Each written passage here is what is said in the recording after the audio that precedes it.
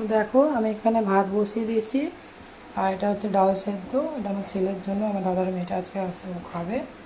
আর এখানে ভাত হচ্ছে, আর এখানে এই মাছটা আমি ধুয়ে এখন রেখেছি, এটা এখন রান্না হবে। আর এই যে এখানে আছে পটল, লেবু, টমেটো, আর আর দেখি কি করা যায়। ওই যে আমার ছেলে ওখানে শুয়ে শুয়ে এখন খেলা করছে, এখন স্নান হয়নি। তুমি আমাদের ঘরে এসছো? কে এসেছে? হ্যাঁ, কে এসেছে আমাদের বাড়ি? কে এসেছে? একটুখানি ঘুটুনি বলতে দাও। ও বলছে বাবু ডেকেছে না। ঘুম পাড়ি দাও, ঘুমাবে, ঘুম পাড়ি দাও। এই দেখো, ওই যে ওই যে কই কই কই